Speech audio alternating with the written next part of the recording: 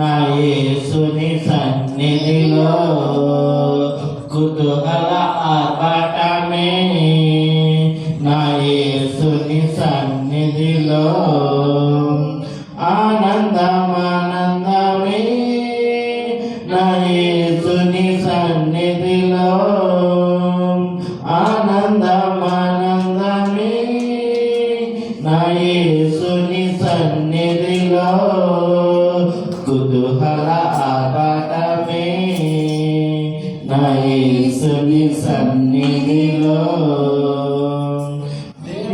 దేవుడు ప్రతిరోజు నివసించు దేవాలయం, దేవుడు మన సొంతమైన ఆశ్చర్యకరమైన దేవాది దేవుడు ప్రతిరోజు నివసించు దేవాలయమే, ఆత్మైన దేవుడు మన సొంతమైన ఆశ్చర్యకరమే, కుతూహల ఆర్భాటమే, నా యేసుని సన్నిధిలో కుతూహల ఆర్భాటమే, నా యేసుని సన్నిధిలో. సత్యం యేసు, జీవమిచ్చు యేసు, జయంపై జయమిచ్చును, ఏకముగా కూడి హోసన్న పాడి ఊరంతా చాటెదము.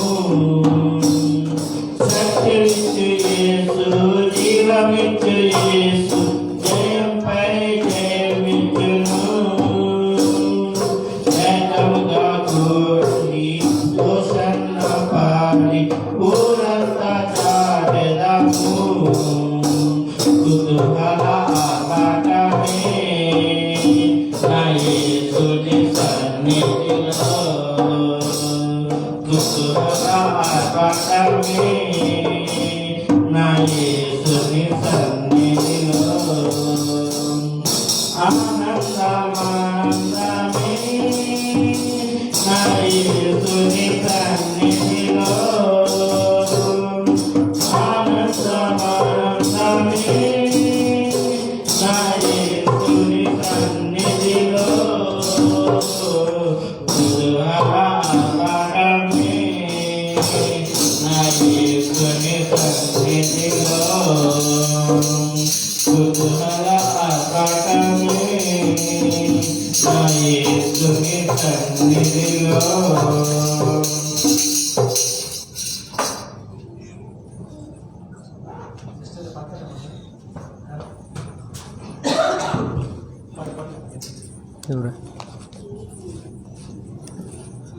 పరిశుద్ధ గ్రంథంలో నుంచి మాట చూసుకోవడం, ప్రార్థనలోకి వెళ్దాం.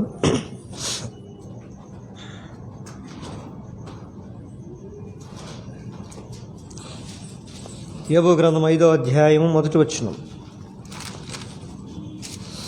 యోబు గ్రంథము 5వ అధ్యాయము మొదటి వచనం.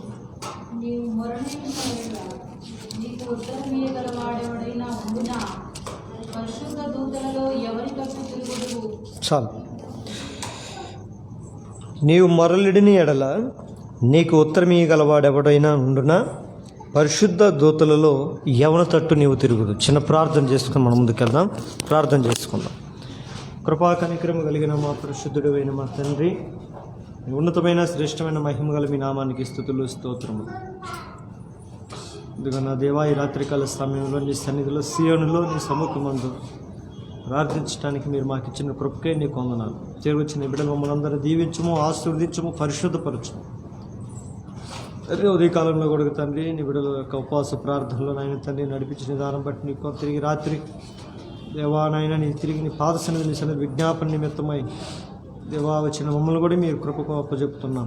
నీ కృప చూపిస్తారు. నీ సముఖమందు చదవబడిన ఈ లేఖన వాక్యమును దీవించి ఆశీర్వదించి పరిశుద్ధపరిచి నిలబడుతున్నాను. నీ ఆత్మతో అభిషేకించి నీ మాటలో మాకు అనుగ్రహిస్తూ రమ్మని యేసు నామమున ప్రార్థిస్తున్నాము తండ్రి. యోబు గ్రంథము 5వ అధ్యాయం మొదటి వచనం. నీవు మొరలిడిని ఎడల నీకు ఉత్తరమీయగలవాడెవడైనా ఉండునా. చాలు. చూడండి, ఇక్కడ ఇది ఒక ప్రశ్న. మనకు అర్థమయ్యే భాషలో చెప్పాలంటే, మీరు కానీ ప్రార్థన చేస్తే మీ ప్రార్థన వినగలిగిన వాడు ఎవరైనా ఉన్నారా అనేది ఒక ప్రశ్న. మనం ప్రార్థన చేయడము, మనం మొరపెట్టడం, మనం వేడుకోవటం, మనం అడగటం, ఇవన్నీ ఎవరి దగ్గర అయ్యా మనం వినియోగించాలని అంటే వాటన్నిటిని వినగలిగిన వారి వద్ద. పరిశుద్ధ గ్రంథంలో అంటుంది, మీరు ప్రార్థించినప్పుడు లేదా మీరు మొరపెట్టినప్పుడు ఉత్తరం ఇచ్చేవారు ఎవరైనా ఉన్నారా అనేది ఒక ప్రశ్న. మనకు కష్టం వచ్చింది, మనకు బాధ వచ్చింది, శ్రమ వచ్చింది, మనం చాలామంది దగ్గర చెప్పుకుంటూ ఉంటాం. చాలామంది భూమి మీద వినేవాళ్ళు ఉంటారు కదా, వినేవాళ్ళు ఉంటారు. కావాల్సింది వినేవాళ్ళు కాదు, మనకు కావాల్సింది వినేవాళ్ళు కాదు, వినేవాళ్ళు చాలామంది ఉంటారు. మనం చెప్పేటప్పుడు అంతా బాగా వింటారు, అయ్యో నీకు ఈ కష్టం రాకుండా ఉండాల్సిందే అని అంటారు. తర్వాత వెళ్ళిపోయిన తర్వాత మన గురించి మళ్ళీ వేరే రకంగా దగ్గర చెప్తారు. మనకున్న కష్టాన్ని విని మన కష్టాన్ని అవతల వాళ్ళ దగ్గర అపహేళనగా, అపహాస్యంగా, అవహేళనగా కూడా మాట్లాడతారు. అది కాదు, మనం వినేవాళ్ళు కాదు, మనకు కావాల్సింది మన ప్రార్థనలు మనం చేసినప్పుడు మనకి దానికి సరైన ఉత్తరం ఇవ్వగలిగినటువంటి సామర్థ్యత కలిగిన వారు ఈ లోకంలో మనకు కావాలి. ఆమేన్. చాలా ఉత్తరం ఇచ్చే దాంట్లో కూడా సామర్థ్యత, సమర్థవంతమైనటువంటి ఉత్తరం, సమాధానం మనకు కావాలి. అడిగే వారికి ఇచ్చే మాట, వాళ్ళు తిరిగితే మనతో మాట్లాడే మాట ఎలా ఉండాలంటే సమాధానంలోనే, వాళ్ళు ఇచ్చే సమాధానంలో మన జీవితంలో సమాధానం కలగాలి. కొన్ని మాటలు మన ఇంటి మన జీవితంలో ఏం కలగాలి? సమాధానం కలగాలి. అలాంటి వాళ్ళు ఎవరైనా నీకు ఉత్తరం ఇచ్చే వాళ్ళు ఎవరైనా ఉన్నారా అని అంటే పరిశుద్ధ గ్రంథం మనకు కనబడేది ఒకటే మాట, మనకు ప్రార్థించే వారి పక్షం చూడండి. ఆ మాట కూడా చూద్దాం పరిశుద్ధ గ్రంథంలో. చూడండి అమ్మా, 34 కీర్తన 34:15 వచ్చినాం. కీర్తన 34:15.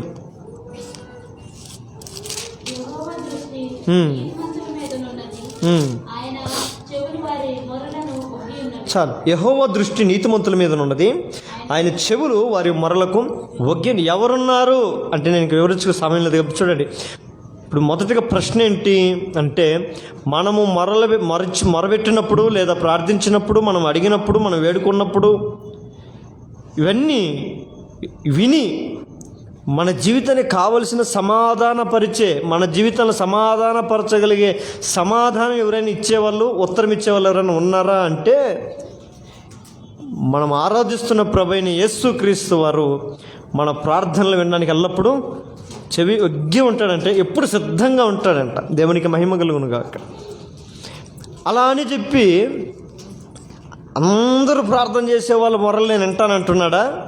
వింటాడు మామూలుగా, అందులో ఎలాంటి సందేహం లేదు. ఆయన కన్నులు మంచివారి మీదను చెడ్డవారి మీద అందరినీ చూస్తూ ఉంటాయి, అందరినీ గమనిస్తుంటాడు. మా అడిగిలు కూర్చోపో, అక్కడికి వెళ్ళి కూర్చో, లేపెకిలి మా.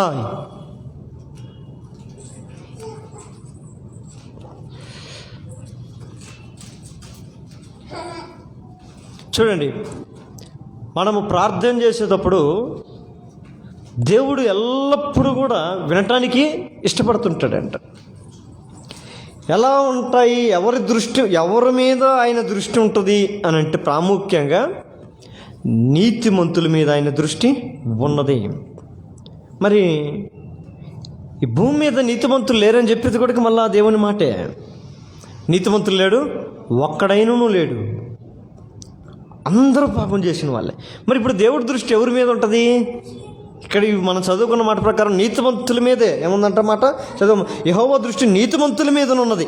అబ్బా, మరి ఇంకా భూమి మీద మంచివాళ్ళు లేడు అని అంటే ఇంకా ఆయన చూపు ఎక్కడ ఉండాలి? పరుష నాకు తెలిసి నీతిమంతులు ఆడ ఉంటారు, ఇంక భూమి మీద లేకపోతే ఇంక పరలోకంలో ఉంటారు. మరి ఆయన చూపు అక్కడే కదా ఉండాల్సింది కదా, ఆయన దృష్టి అక్కడే కదా ఉండాల్సింది. మరి ఇంక భూమి మీద ఎవరు అని అంటే నీతి అనే పదానికి సరైన నిర్వచనం ఈ భూమి మీద కానీ మనం తెలుసుకోగలిగితే ఆ నీతి ఏదో పొందుకోవటం మన జీవితాలు చాలా సింపుల్, చాలా ఈజీ. ఎలా నీతిమంతులుగా మన దేవుని దృష్టిలో మనం కనబడగలుగుతాం అని అంటే ఒకటే, ఆయనందు విశ్వాసం వలన మనం నీతిమంతులుగా తీర్చబడితే ఉంటుంది. ఒకటే మాట, యేసు క్రీస్తునందు విశ్వాసం ఉంచటం వలన మనం నీతిమంతులు. ఎవరైతే దేవుని యందు విశ్వాసం ఉంచి ఉంటారో వాళ్ళ మీద దేవుని దృష్టి ఉంటుంది. ఎందుకంటే ఆయన యందు విశ్వాసం ఉంచిన వారు ఆయన దృష్టిలో నీతిమంతులు. మళ్ళీ విశ్వాసం ఉంచటం అనే దాంట్లో కూడా మళ్ళీ ఒక ఉన్నతమైనటువంటి మాట ఉంటుంది. ఏ విశ్వాసం? ఇస్కరియోతు ఏదో విశ్వాసం కాదు, అననీయ సిప్పోర లాంటి విశ్వాసం కాదు, దేమా లాంటి విశ్వాసం కాదు, యేసు ప్రభుని విడిచిపెట్టిన అనేకమంది శిశువులు లాంటి విశ్వాసం అంతకన్నా కాదు. విశ్వాసం, నమ్మకం అని అంటే ఇంకా ఆయన మీద ఆధారపడిపోవడం. అంటే మన జీవితం ఆయన ద్వారానే, నా బ్రతుకు ఆయనే, నా జీవితంలో సమస్తము సర్వస్వం ఆయనే అన్న భావన, అభిప్రాయం కలిగినటువంటి వారే నీతిమంతులు. అంతేగాని ప్రతిదానికి నాకు వాళ్ళ మీద డిపెండ్ అవుతాను, నా భార్య మీద డిపెండ్ అవుతాను, నా బిడ్డల మీద డిపెండ్ అవుతాను, నా భర్త మీద డిపెండ్ అవుతాను, నా ఉద్యోగం మీద డిపెండ్ అవుతాను, లేదా నా సంపద మీద డిపెండ్ అవుతాను అని చెప్పుకుంటూ నేను దేవుని బిడ్డనంటే అది స్థిరమైన విశ్వాసం కాదు. దానికి ఉన్నతమైన ఒక మాట చెప్తాడు అపోస్తలుడైన పౌలు, నేను ఏమై ఉన్నానో అది దేవుని యొక్క కృపే. అంతే. మనం ఏదైనా మన జీవితంలో ఉండాలి అని అంటే, మనం ఉన్నాము అని అంటే అది ఆయన వలనే. మరొక మాట కూడా అంటే, నేను జీవించుతున్నది నేను కాదు, క్రీస్తే నాలో జీవిస్తున్నాడు అని ఒక మాటని, ఇదిగో జీవించుతున్నది నేను నా కొరకు కాదు కానీ నా కొరకు ప్రాణం పెట్టిన యేసు క్రీస్తు కొరకే నేను జీవిస్తున్నానంటాడు. అది ఆయన చెప్తూ మనకు కూడా అదే చెప్తాడు. ఇదిగో ఇక మీదట మీరు మీ కొరకే గాక మీ కొరకు ప్రాణం పెట్టిన యేసు క్రీస్తు కొరకు మీరు జీవించాలని మీరు తెలుసుకుని అని అంటాడు. అది యేసు క్రీస్తు కొరకు జీవించటమే, యేసు క్రీస్తు కొరకు బ్రతకటమే విశ్వాసులకు ఉండేది నమ్మకము. ఆ నమ్మకం కలిగినటువంటి వారే నీతిమంతులు. అలాంటి వారి మీద దేవుని యొక్క దృష్టి ఉంటుంది. అబ్రహాం మీద దేవుని దృష్టి ఉన్నది అని అంటే, అబ్రహాంకి అలాంటి విశ్వాసం. పిలిచి అడిగాడంటే, కుమారుడా, డబ్బుల, సంపాదన, ఆస్తి, ఐశ్వర్యమా, అయ్యే కాదు, ఇది నాకు కావాలి అబ్రహాము అని అంటే ఇచ్చే సామర్థ్యత కలిగిన వాడు. కాబట్టి అబ్రహాం ఏమయ్యాడు? నీతిమంతుడయ్యాడు. ఆమేన్. అబ్రహాము మీద దేవుని దృష్టి ఉంది. ఎలాంటి పరిస్థితుల్లో ఉంది? ఒక మాట అడిగాడు దేవుడు, నీ ఒకే ఒక కుమారుడు నాకు ఇచ్చేయని. తీసుకెళ్ళటానికి సిద్ధంగా పండబెట్టేశాడు, కత్తి పైకెత్తి. అంటే చూడు, దేవుడు ఆ సమయంలో పలకపోతే ఇచ్చేదాన్ని కూడా ఒక రకంగా పరిశుద్ధ గ్రంథంలో అంటాడు, అపోస్తలుడైన పౌలు అంటాడు, ఇస్సాకును దేవునికి బలిగా అర్పించి తిరిగి పొందుకొనినాను. అంటే ఆల్మోస్ట్ బలి అర్పించినట్టే, తీసుకెళ్ళిందనేనంటే అర్పించేసినట్టే తేడా. అప్పుడు దేవుని దృష్టి అబ్రహాం మీద ఉంది. అక్కడే అంటేనే ఆ కత్తితో వధించకముందే అంటాడు, అబ్రహామా, అబ్రహామా, తొందరపడి ఆ పిల్లవాడి మీద నీ కత్తి నీవు వేయకో. చూడండి, ఆయన దృష్టి చూడండి ఎంత బాగుంటుందో. ఇదండి, మన మీద దృష్టి ఉంటుందా?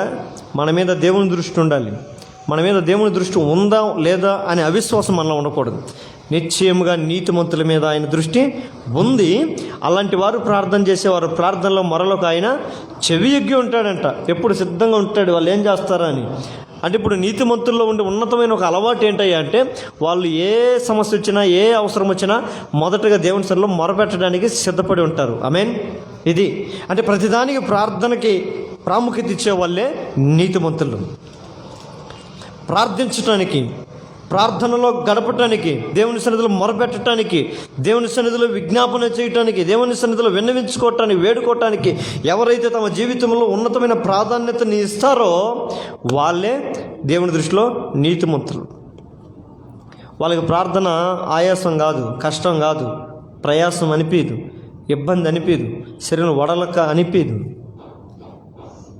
దేవుడు కూడా అంటాడు, శరీరము సిద్ధమై ఉన్నప్పటికీ ఆత్మ సిద్ధంగా ఉన్న శరీరం మాత్రం ఏముంటుందంట? బలహీనమై ఉంటుందంట. చూడండి, దేవుని శరీరం బలహీనమైన పరిస్థితి వచ్చినా కూడా ప్రార్థించే విషయంలో ఆయన ఏమాత్రం కూడా, ఎందుకంటే ఆత్మచేత సిద్ధం చేసుకోవాలి.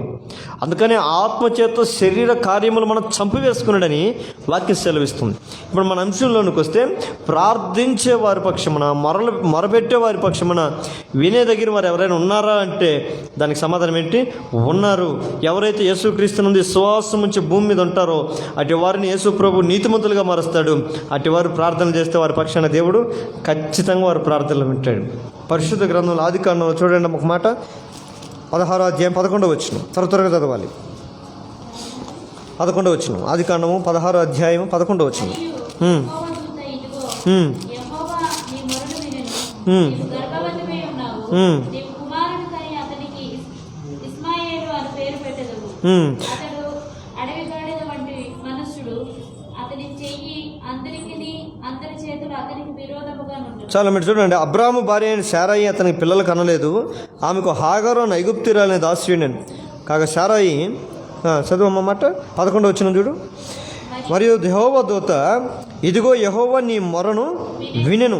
నీవు గర్భవతివై ఉన్నావు. నీవు కుమారుని కని అతనికి ఇష్మాయేలు అని పేరు పెట్టెదవు. ఇష్మాయేలు అనే పదానికి అర్థం ఏంటి కింద చెప్తాడు. దేవుడు వినును అనంట. ఏమంట అర్థము? దేవుడు వినును. ఇక్కడ చూడండి, హాగరు అనే ఒక ఆమెతో దేవుని దూత మాట్లాడుతుంది. దేవుని దూత ఆమెతో మాట్లాడడానికి అవసరం ఏమొచ్చిందయ్యా అంటే, ఈ హాగారు తన జీవితంలో జరిగిన సంఘటన పైన ఉంటుంది. మనం చదివితే ఆమె యజమానురాలు. ఎవరైతే దగ్గర చేర్చుకొని ఉంటారో, ఎవరైతే ఇంట్లోకి చేర్చుకొని అన్నం పెట్టుంటారో వాళ్ళే ఎదురీత అయిపోతారు, తరిమేస్తారు బయటికి. ఎక్కడైతే ప్రేమ ఉంటుందో, ఎక్కడైతే నాకు క్షేమం ఉంటుందో, ఎక్కడైతే నా ప్రాణానికి ఏ డోకా లేదు, నాకు ఇక్కడ నెమ్మదికరమైన జీవితం జీవించవచ్చు అని అనుకున్నదో అక్కడే అవమానం, అక్కడే కష్టాలు, అక్కడే నిందలు, అక్కడే శ్రమలు ఆరంభమయ్యాయి. గౌరవంగా ఉంటాను అనుకున్న తన జీవితం అగౌరవంగా మార్చబడింది. నీతిమంతుడైన అబ్రహాముకి, దేవుని చేత ఆశీర్వదించబడిన వాడు, దేవుని చేత పిలువబడిన వాడు, దేవునికి స్నేహితుడైనటువంటి అబ్రహాముకు నేను భార్య ఉండుట నా జీవితంలో గొప్ప భాగ్యం అని అనుకున్నది. అలాంటి భాగ్యవంతునికి భార్యగా ఉంటే నా జీవితంలో ఇంకెంతో ఘనంగా నా పేరు ఉంటుందో అని ఆశపడి అక్కడికి వెళ్ళింది. కానీ అక్కడే సమస్య స్టార్ట్ అయింది. అక్కడి నుంచి త్రోసివేయబడింది, తరిమి వేయబడే పరిస్థితి వచ్చింది. ఆ పరిస్థితిలో ఆమె అనుకుంటుంది, ఈ కష్టాలు, ఈ శ్రమలు, ఈ బాధలు నేను పడలేను. ఈ బాధల కన్నా నేనేం చేయాలనుకుంటుంది అంటే చచ్చిపోయి ఉంటే మేలు అనుకుంటుంది. నీచిపదాన్ని అయిపోతానని చెప్పి వాళ్ళు అనుకుని ఈమె ధరిమేస్తారు బయటికి. శారమ్మ పోయి, నువ్వు నా ఇంట్లో ఉండడానికి వీల్లేదు, నువ్వు వెళ్ళిపో బయటికి. నిలవబడడానికి స్థావరం లేనటువంటి పరిస్థితి ఆమెకు తన జీవితంలో వస్తుంది. ఆఖరికి మన జీవితంలో కూడా దేవుని యొక్క చిత్తానికి, దేవుని యొక్క ఉద్దేశానికి లోబడి ఒక్కోసారి మనం ముందుకెళ్తున్నప్పుడు అవమానాలు రావచ్చు, ఇబ్బందులు రావచ్చు, కష్టాలు రావచ్చు, శ్రమలు రావచ్చు. ఆ పరిస్థితులను ఎవరు అర్థం చేసుకోలేదని కన్నీరు గారుస్తున్న పరిస్థితి హాగరది. ఏం ప్రభా, నీ చిత్తానుసారంగా నేను నీ దాసుని జీవితంలోనికి వచ్చాను కదా, తన బ్రతుకులోనికి వచ్చాను కదా, ఇందులో నా ప్రమేయం ఏమన్నా ఉందా? నేమన్నా పొరపాటు చేసానా? లేదే. నేను ఈ కుటుంబంలో ఒక దాసిగా నేను బ్రతుకుతున్నానే, అబ్రహాము కింద ఒక దాసిగా నేను అతనికి ఉన్నానే, కానీ నా జీవితంలో ఎందుకు ఇలాంటి కష్టాలు వచ్చింది ఇప్పుడు అని కన్నీళ్లు గారుస్తూ వచ్చిందంట. కన్నీళ్లు గారుస్తుందంట. అందులో శారా ఆమెను శ్రమ పెట్టిందని కూడా బైబిల్లో రాయబడుతుంది. అన్నమాట ఎక్కడ ఉంటుంది చూడండి, అన్నమాట వచ్చిన 6వ వచనం అంటది, ఆమె అతను శ్రమ పెట్టిందంట. ఆమె హాగరు శ్రమ పెట్టిందంట. శ్రమకు తట్టుకోలేక, శ్రమకు అణుచుకోలేక ఆమె ఏం చేసింది? ఇల్లు వదిలి పారిపోవాలని ఆశపడింది. ఆ పరిస్థితుల్లో దేవుడు దూత ఆమెతో మాట్లాడుతుంది. చూడ 8వ వచనం అంటాడు, శారాయి దాసి అయినటువంటి హాగారు, ఎక్కడి నుండి వచ్చితివి, ఎక్కడికి వెళుచున్నావని అడిగినందుకు, నా యజమానురాలైన శారాయి వద్ద నుండి పారిపోవచ్చున్నాను. అప్పుడు యెహోవా దూత నీ యజమానురాలి వద్దకు తిరిగి వెళ్ళి ఆమె చేతి క్రింద అణిగి ఉండమని దానితో చెప్పెను. మరి యెహోవా దూత నీ సంతానం నిశ్చయముగా చేయదను. దేవుని ఆశీర్వాదం చూడండి. ఇక్కడ ఈ స్త్రీ తన శ్రమలో మొరపెట్టలేదు, అయినా కష్టాన్ని బట్టి నలిగిపోతుంది. అక్కడి నుంచి పారిపోవాలనుకుంటుంది. శారాయి అనే ఒక స్థలంలో నుంచి ఏమనుకుంటుందామె? ఈ బడే కష్టాలు నేను ఇక్కడ ఉండలే, నేను వెళ్ళిపోవాలి, నేను పడలేను. మన జీవితంలో కూడా కొన్ని పరిస్థితుల్లో ఒక్కోసారి చాలామంది అనుకుంటూ ఉంటాను, ఈ కష్టాలు పడుట కంటే చచ్చిపోవటం మేలు కదా, నేను చచ్చిపోతే బాగుంటుంది, ఈ కష్టాలు ఎందుకు నేను అనుభవించాలి, ఇవన్నీ నేను చచ్చినా కానీ నన్ను ఎవరు పట్టుకున్న వాళ్ళు లేరు, నేను చచ్చిపోతే బాగుండు. చాలామంది చాలా రకాలుగా కొంతమంది ఆలోచిస్తూ ఉంటారు. ఒకవేళ అలాంటి పరిస్థితుల్లో సరైన సదుత్తరం ఇవ్వగలిగినటువంటి వారు ఆమెకి ఎవరికి కనబడలేదు. ఆమెకి హాగరకి ఆ పరిస్థితులను ఎవరు లేకపోగా దేవుని దూత ఆమె పక్షాన్ని నిలబడింది. మన జీవితంలో కూడా వేదన, శ్రమ, కష్టము, బాధ, నింద, మనల్ని అర్థం చేసుకునే వాళ్ళు ఎవరు లేకపోయినా కూడా ఆ పరిస్థితులు మన బాధ, మన వేదన ఎవరి దగ్గర చెప్పుకోవటానికి వినేవాళ్ళు కూడా మన జీవితంలో లేకపోయినా కూడా ఈ హాగరుని బట్టి మనకు అర్థమవుతుంది అంటే నిశ్చయముగా అలాంటి వారి పక్షమైన దేవుడు ఉంటాడు. ఈమె ఎవరి దగ్గరకు వచ్చింది? నీతిమంతుడైన అబ్రహాము జీవితంలోకి వచ్చింది. అబ్రహాము, శారా వీళ్ళు తల్లిదండ్రులకు గుర్తింపు, విశ్వాసులకి తల్లిదండ్రులుగా పరిగణించబడతారు. ఈమె అలాంటి వారి మధ్య ఉంది, అలాంటి వారి మధ్య జీవిస్తుంది. కైనా తను ఎవరు నన్ను అర్థం చేసుకోలేదని అది శ్రమగా భావించి పారిపోవాలనుకుంటున్న తన జీవితంలోనికి దేవుడు వచ్చి మాట్లాడుతున్నాడు. అంటే దీన్ని బట్టి చూడండి, మనకి ఆగరణ బట్టి ఏమర్థమవుతుందంటే మొరపెడితేనే కాదు, నిజంగా మొరపెట్టకపోయినా కూడా కష్టం వస్తే దేవుడు వినేవాడు ఆయన ఉన్నాడనేది ఈమె అర్థం. ఇందాక మనం చదివిన ఏబూలో చదివినట్లయితే మొరపెట్టిన ఎడల మీ మొర ఎవరైనా వినగలిగిన వాడు ఎవరు అనే ప్రశ్నకి చూడండి, ఈమె మొరపెట్టకపోయినా కష్టం వచ్చింది, పారిపోవాలని చూసింది. అయినా కానీ ఆకాశమందలి దేవుడు ఆమె మొరను, ఆమె బాధను అర్థం చేసుకోకుండా ఉండలేదు. ఖచ్చితంగా తన దూతను పంపాడు. సమాధానకరమైనటువంటి వర్తమానం తీసుకొని వచ్చాడు. అమ్మా హాగరు, భయపడకు, నువ్వు ఎక్కడికి నుంచి వచ్చావు, ఎక్కడికి వెళ్తున్నావు, ఎక్కడికి వెళ్ళకు, నువ్వు ఉన్న చోట్ల నుండు. అక్కడ కష్టం ఉందని భయపడమాక, కొన్ని రోజులు ఉంటుంది కష్టం, నువ్వు అక్కడే ఉండో. నేను చెప్తున్నా, నిన్ను గొప్ప జనముగా ఆశీర్వదించబోతున్నా. దేవునికి మహిమ కలుగును గాక. ఎక్కడో కష్టం ఉందని, ఎక్కడో ఇబ్బంది ఉందని మనం ఎప్పుడు పారిపోవటానికి ఇష్టపడకూడదు. ఆ స్థలంలో విశ్వాసం కలిగిన వారమై, ప్రభునందు నిరీక్షణ కలిగిన వారు మనం ప్రార్థించే వారమై ఉంటే నిశ్చయముగా ఎక్కడైతే అవమానించబడ్డామో, ఎక్కడైతే అవహేళన చేయబడ్డామో, ఎక్కడైతే ఘనహీనులుగానే పిలువబడ్డామో అక్కడే దేవుడు ఘనమైన వారికి ఒకరోజు ప్రభు మనల్ని నిలబెడతాడు. అది ఆ విశ్వాసం, ఆ పరిపూర్ణత ఉండాలి. రెండవ చూడండి అమ్మా, రెండవ మాట నిర్గమాకాండము 2వ అధ్యాయం 23వ వచనం. నిర్గమాకాండం 2వ అధ్యాయం 23వ వచనం. అలాగున అనేక దినములు జరిగిన మీదట ఐగుప్తు రాజు చనిపోయాను. ఇశ్రాయేలు తాము చేయుచున్న వెట్టి పనులను బట్టి నిర్జీవమును విడుచుచు మొరపెట్టుచుండగా తమ వెట్టి పనులను బట్టి వారు పెట్టిన మొరలు దేవుని యొద్దకు చేరింది. చాలు, ఇది రెండవ చూడండి. ఇశ్రాయేలు ప్రజలు మొదటిగా హాగరు జీవితం చూసాం. ఇక్కడ ప్రాముఖ్యత ఏంటంటే హాగరు తన కష్టమును బట్టి ఎవరు కాడ చెప్పుకోవాలని ఆ బాధని చెప్పుకోకుండా పారిపోయిన పక్షాన దేవుడు ఉన్నాడు. రెండవదిగా చూస్తే ఇశ్రాయేలు ప్రజలు, వీళ్ళు దేవుని జనాంగమే, దేవుని ప్రజలే. వీళ్ళు ఐగుప్తు అనే దేశంలో బానిసలుగా బ్రతుకుతున్నారు. ఆ పైనటువంటి వారు వీళ్ళని నానా కష్టాలు పెట్టి, నానా ఇబ్బందులు పెట్టి వెట్టి పనులు చేయించుకుంటున్నారట. ఆ చేస్తున్న వెట్టి పనిని బట్టి వీళ్ళ బాధ తట్టుకోలేక ఇప్పుడు మొరపెడుతున్నారంట. ఎవరికి? దేవునికి.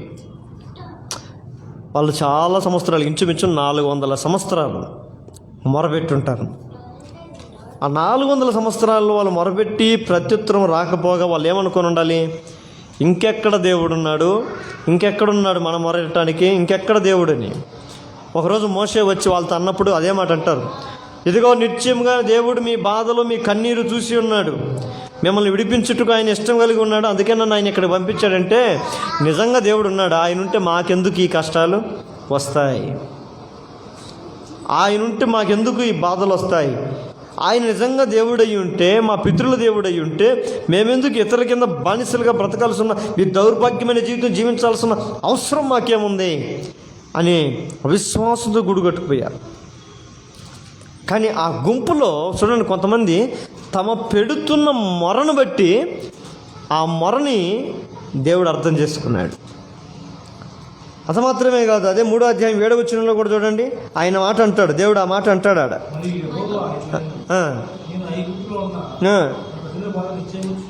చాలు, నా ప్రజల బాధను నేను నిశ్చయముగా, ఎవరి ప్రజలంట నా ప్రజల బాధను నేను నిశ్చయముగా. దేవుడు ఎప్పుడు తన ప్రజల బాధను చూసకుండా ఉండేవాడు కాదో అది మనం ఆ గుర్తిరగలిగితే చాలు. ఈరోజు బాధపడుతున్నాం, నా బాధను నేనే చూసుకోవాలన్నంతవరకు మనమే చూసుకోవాల్సింది. అది నేను పడే బాధను నా తల్లిదండ్రులే చూసుకోవాలి, నా బిడ్డలే చూసుకోవాలి, నా భర్తే చూసుకోవాలి, నా పిల్లలే చూసుకోవాలి అని అనుకున్నంత వరకు ఆ బాధని ఈ 2 కళ్ళుతో మనమే చూసుకోవాలి అంతే. అది కాదు మనం ఎరగాల్సింది ఈ రాత్రికాల సమయంలో అంటే, మనం దేవుని ప్రజలమైనప్పుడు కూడా మనం బాధ అనుభవిస్తుంటే నిశ్చయముగా నా ప్రజల బాధను నేను చూచి ఉన్నాను అంటాడు. ఆమేన్. మన దేవుడు మన బాధను చూసేవాడు. చూసి అంటాడు, నేను నిశ్చయముగా వారిని విడిపించుటకు నేను దిగి వచ్చి ఉన్నానంటాడు మోషేతో. ఆమేన్. మన ఆధ్యాత్మిక జీవితంలో, మన బ్రతుకుల్లో అనేకమైన పోరాటాలు మనకు కూడా ఉంటాయి. ఇశ్రాయేలు ఏ విధంగా అయితే ఆ బానిస బ్రతుకు, ఎట్టి చాకిరి బ్రతుకుతూ దాని ఎందు సంతోషం లేక బాధలు అనుభవిస్తున్నారో, మన బ్రతుకుల్లో కూడా అనేకులు మనం బాధ పెట్టే సమస్యలు ఉంటాయి, బాధ పెట్టే అప్పులు ఉంటాయి, బాధ పెట్టే అనారోగ్యాలు ఉంటాయి, బాధ పెట్టే ప్రతికూల పరిస్థితులు ఉంటాయి, అనేకమైన అనాలోచితమైనటువంటి విషయాలు మన జీవితంలో ఉంటాయి. కానీ ఒకటి, ఆయన ప్రజలుగా మనంగా ఉండగలిగితే నిశ్చయంగా ఆయన ప్రజల యొక్క బాధను ఆయన చూస్తాడు, విడిపిస్తాడు కూడా. ఇశ్రాయేలుని విడిపించినట్లుగా దానికి ఒక సమయం పట్టింది, దానికి ఒక టైం పట్టింది. దేవుడు అబ్రహాంకు వాగ్దానం ఇచ్చాడు, కొన్ని సంవత్సరాల తర్వాత నేను వారిని తిరిగి మహాబలముతో మహాశక్తితో నేను వారిని ఇక్కడి నుంచి బయటికి తీసుకెళ్తాను. ఆ టైం వరకు వారు కొద్దిగా అనుభవించాల్సి వచ్చింది. ఆ టైంలో వాళ్ళ అవిశ్వాసం వచ్చినా, అపనమ్మకాలు వచ్చినా కూడా వారి యొక్క క్రియలను దేవుడు చూడలేదు. కానీ వాళ్ళ జీవితంలో ఉన్నది ఏంటంటే, వాళ్ళని దేవుడు ఎట్టుగా ఇచ్చాడు, వీళ్ళు నా ప్రజలు. ఆమేన్. నా ప్రజలు. కనుక కష్టం వచ్చినప్పుడు మనం పారిపోవాలనుకోకూడదు, శ్రమ వచ్చినప్పుడు మనం దూరంగా తొలగిపోవాలనుకోకూడదు. హాగర్ కూడా అదే అనుకునింది, ఇంకా నా యజమానురాల దగ్గర నాకు కష్టం ఉంది, నాకు విలువ లేదు, నేను వెళ్ళిపోవాలనుకునింది. అదే తప్పు అని దేవునితో తెలియజేసింది. ఇశ్రాయేలు ప్రజలు కూడా కొన్ని సంవత్సరాల శ్రమను అనుభవిస్తున్నారు, కానీ నిట్టూరు పిడుస్తున్నారు, కానీ అందులో ఉన్నారు. ఎవడన్నా మమ్మల్ని విడిపించేవాడు ఉంటే బాగుండు అని ఆశ మాత్రం ఉంది, కానీ వాళ్ళు విడిపించుకోలేకపోయారు. అలాంటి పరిస్థితుల్లో దేవుడు వారిని చూశాడు, వారి బాధను చూశాడు, కన్నీరు, వారి నిట్టూర్పులు చూశాడు. మన బాధలను కూడా దేవుడు చూశాడు. ఇశ్రాయేలుని విడిపించినట్లుగా మన బాధల నుండి కూడా దేవుడు విడిపిస్తాడని ఒక పరిపూర్ణ విశ్వాసంతో మనం కూడా ప్రార్థించాలి. ఆమేన్. యేసయ్యా, ఐగుప్తులు ఇశ్రాయేలు పడుతున్న కన్నీళ్లు చూస్తే, వారి వెట్టి పనులు బట్టి, వారు పెడుతున్న బాధను బట్టి వారి బాధను నేను చూస్తున్నట్టువే, నేను కూడా నీ బిడ్డనే కదా, మరి నా జీవితంలో బాధలు ఉన్నాయి, నన్ను కూడా చూసి చూడనట్టుంటావా? ఎన్ని రోజులు ఉంటావు ఇట్లా చూసి చూడనట్టుగా? ఇశ్రాయేలును చూసి చలించిపోయావే. ఇశ్రాయేలుకు చూడండి, ఆ భాగ్యం కన్నా గొప్ప భాగ్యం నాకు ఇచ్చావు. నేను నీ రక్తంతో కడగబడిన బిడ్డను, నేను శ్వాసం నుంచి బాప్తిసం పొందుకున్న బిడ్డను, నిన్ను నా సొంత రక్షణగా అంగీకరించిన బిడ్డను, నా జీవితంలో నా బ్రతుకులను ఆహ్వానించుకున్నటువంటి వారిని మేము. మరి మా బాధలను నీకంటే కనపడట్లేదా అని ఒక ధైర్యంతో మనం ప్రార్థించే వారంగా ఉండాలి. ఆ దృక్పథంతో ఆ వాక్యాన్ని ఆధారం చేసుకుని మనం ప్రార్థించాలి. మా జీవితంలో కూడా ఉన్నాయి బాధలు. అయితే ఇశ్రాయేలు యొక్క బాధలను ఎవరు విడిపించేవారు లేరు, కానీ ఆకాశం నువ్వే దిగి వచ్చి వారి బాధల నుంచి విడిపించావు. ఈ రాత్రి ఈ సమయంలో మా బాధలు, మా శ్రమలు, మా కష్టాలు, మా నిట్టూర్పులు అన్నీ విడిపించుటకు ఇశ్రాయేలు కొరకు వచ్చినట్లుగా ఈ రాత్రి నువ్వు మా కొరకై దిగి వచ్చేదువుగాక. నువ్వు రాకపోతే ఇంకెవరు విడిపిస్తారయ్యా మమ్మల్ని? ఎవరు విడిపిస్తారు? నువ్వు మమ్మల్ని విడిపించగలిగితేనే మేమేం చేయగలుగుతాం? ఐగుప్తులోంచి బయటికి మేము రాగలం. నువ్వు విడిపించకపోయింది అనుకో, ఇంకా ఏడుస్తున్నాడే బ్రతకాల్సి ఉందే, ఆ కష్టాల్లో ఉండాల్సి ఉందే, ఆ బాధలో ఉండాల్సి ఉందే, ఆ నిట్టూర్పులు ఉండాల్సి ఉందే. ఒకటి, నువ్వు విడిపిస్తే నీ నామానికి ఘనతగా నేను బ్రతుకుతాను. ఆమేన్. మహిమకరంగా నేను బ్రతుకుతాను. నువ్వు విడిచేస్తే, నన్ను విడిపించకుండా నువ్వు విడిచేస్తే నేను అక్కడే నశించిపోతాను. నేను నశించిపోవట అది నీకు ఇష్టం కాదని నీ మనసు నాకు బాగా తెలుసు. ఎవరును ఎక్కడో నశించిపోకూడదు, నశించిపోయిన దాని కొరకు, నశించిపోయేదాని కొరకు కాదు, నశించిపోయిన దానిని వెతికి రక్షించడం మనిషి కుమారుడికి లోకానికి. నువ్వు రక్షించకపోతే, నన్ను విడిపించకపోతే నేను నశించిపోతాను. నేను నశించిపోవడం నీ ఇష్టం కాదని నువ్వు చెప్పినప్పుడు నేను నా బాధను బట్టి నేను విభ్రాంతి చెందుతున్నాను, నా కష్టాలను బట్టి నేను నలిగిపోతున్నాను, ప్లీజ్ నన్ను విడిపించు అని ఒక కేక, ఒక్క మొర మనం దేవుని సన్నిధిలో చేయగలిగితే ఆకాశం నుండి దేవుడు దిగి వచ్చును గాక. ఆయన ఎప్పుడు అదే అంటాం, ఆశపడతా ఉంటాడంట. ఇలాంటి ప్రార్థన చేసేవాళ్ళు కావాలని, ఇలాంటి మొరలా చేసేవాళ్ళు కావాలని. కనుక మనము ఆధ్యాత్మిక జీవితంలో విశ్వాసంతో కూడుకున్నటువంటి ప్రార్థన మనం చేయాలి. మూడవదిగా చెప్పి నేను ముగిస్తాను, చూడండి అమ్మ మాట. మూడవదిగా విలాప వాక్యములు 3వ అధ్యాయం 55వ వచనం. విలాప వాక్యం 3వ అధ్యాయము 55వ వచనం. యెహోవా అగాధమైన బందీ గృహంలో నుండి నేను నీ నామమును బట్టి మొరలెడగా నీవు నా శబ్దం ఆలకించితివి. సహాయం కొరకు నేను మొరపెట్టగా చెవిని మూసుకొనకము. నేను నీకు మొరలెడిన దినమున నీవు నా యొద్దకు వచ్చితివి. భయపడకము అని నీవు చెప్పితివి. చాలు. నేను మొదటి వచ్చిన చూడండి అమ్మా, ఏదో వచ్చినము. నీవు నా శబ్దం యెహోవా అగాధమైన బందీ గృహములో నుండి నేను నీ నామమును బట్టి మొరలెడగా నీవు నా శబ్దము ఆలకించితివి. అగాధమైన అంటే ఎక్కి రాలేనంత లోతైన స్థలములో. కొన్ని పరిస్థితుల్లో మనం రాలేం.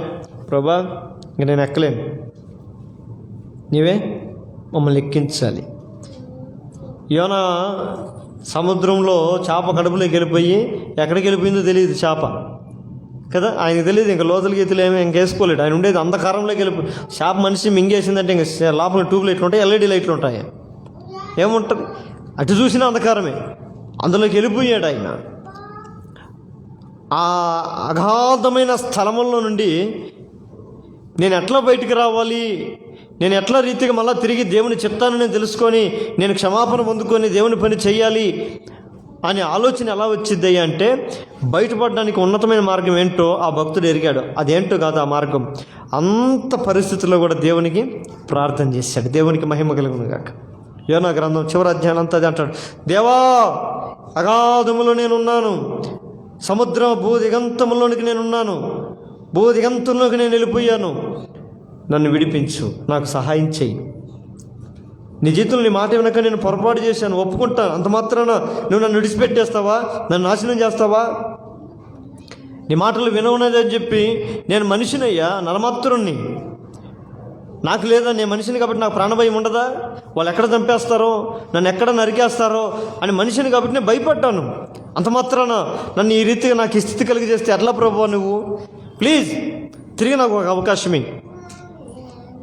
నేను మనుషులకు భయపడను, నీకు మాత్రం భయపడి నేను నీ కార్యాన్ని నేను ప్రకటిస్తాను అని ఎప్పుడైతే ఆ చేప కడుపులో నుంచి ప్రార్థన చేస్తాడో, దేవుడు ఏం చేస్తాడు? క్షేమంగా తీసుకొని వచ్చి ధరిని చేస్తాడు. అగాధం లాంటి పరిస్థితుల్లో మనమున్నా కూడా ఇంక మనం ఎక్కలేనటువంటి పరిస్థితులు ఉంటాయి, ఇంక పైకి రాలేం. ఇప్పుడు బాగా గుంతలో పడిపోయిన తర్వాత మనం పైకి రావాలంటే ఏం చేయాలి? ఎవరో ఒక సహాయం కావాలి. మెట్లు లేని బావిలో పడితే ఏంటి పరిస్థితి? నిచ్చెనేయాలో లేకుంటే తాడేయాలి, వేరే వాళ్ళ సహాయంతో మనం పైకి రావాలి. మనం రాలేం. అలాంటి పరిస్థితులు నీ జీవితంలో, నా జీవితంలో, మన జీవితంలో చాలానే ఉంటాయి. కొన్ని ప్రతి ఒక్కరి జీవితంలో ఒకటి ఉంటుంది. నీకేంటయ్యా నువ్వు రాలేని పరిస్థితి అంటే ఎవడు అన్నాడంట, నేను అనిల్ అంబానీ తర్వాత నేను అవ్వాలన్నాడంట. అది అయ్యే పనేనా?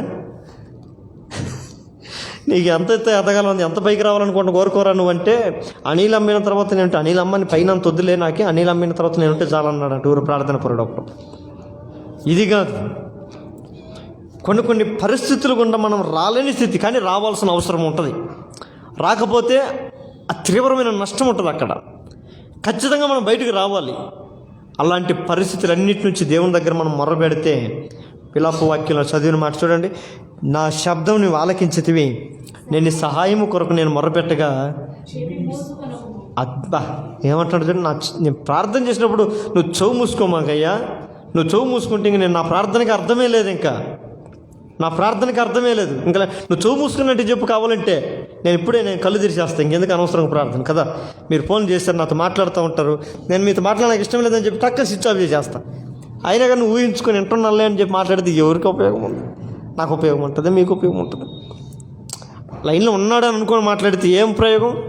దేవుడు నా మొర వింటున్నాడని చెప్పి ప్రార్థన చేస్తే ఏం ఉపయోగం? వినకుండా మనం ప్రార్థన చేస్తే అయినా వినాలి. నా మొర వింటున్నావా లేదా అని అడుగుతుండాలి అప్పుడప్పుడు దేవుణ్ణి కదా. నేనైతే మీరు ఎంతవరకు నేర్చుకుని ఈ ప్రార్థన ద్వారా నేనైతే చాలా చాలా అనుభవాలు నేర్చుకుంటున్నాయి. ఈ వాక్యం నేను చెప్పుకుంటున్నా, నాకే చెప్పుకుంటున్నట్టుంది ఒక్కోసారి చాలా గొప్పగా.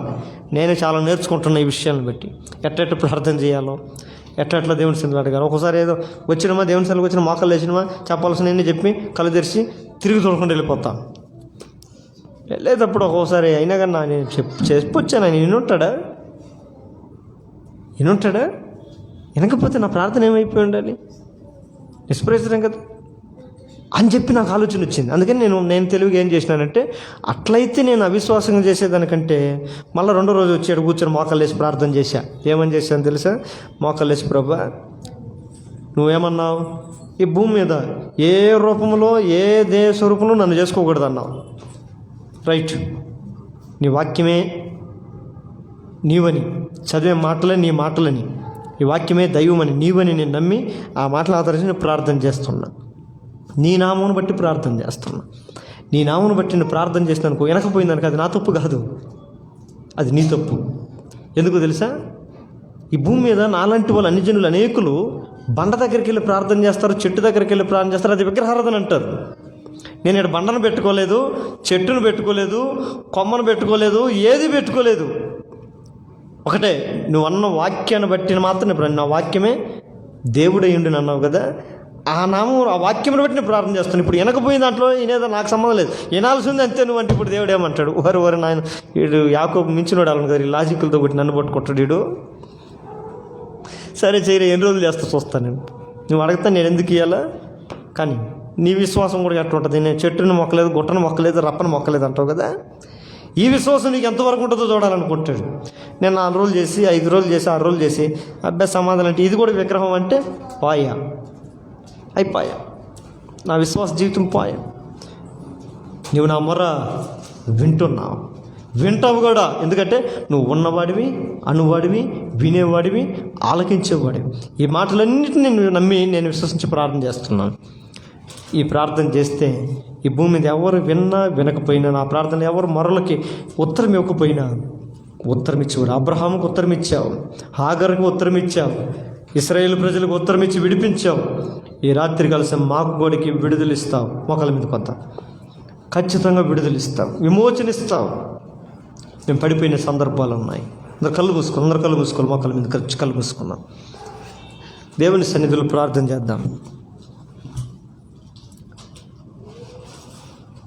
ఉత్తరీమే కలిగిన వాడు ఎవరైనా ఉన్నారా అంటే భూలోకంలో ఎవరు లేరయ్యా. నేను చెప్పే చూస్తే కొంతమంది అసహించుకోవచ్చు, ఎగతాళి చేయొచ్చు, మా పరిస్థితులంతా విని మమ్మల్ని వెర్రివారు అనుకోవచ్చు, అవివేకులు అనుకోవచ్చు. అక్కడ మేము చెప్పక జీవము కలిగిన దేవుని సంఘం, జీవము కలిగిన దేవుని మందిరం అని, జీవం ఉందని, సంఘంలో నీ జీవం ఉందని విశ్వసించి ఈ రాత్రి నీ సన్నిధిలోకి వచ్చాం. నువ్వు యుగ యుగములు జీవించేవాడవు, యుగ యుగములు జీవించేవాడవు.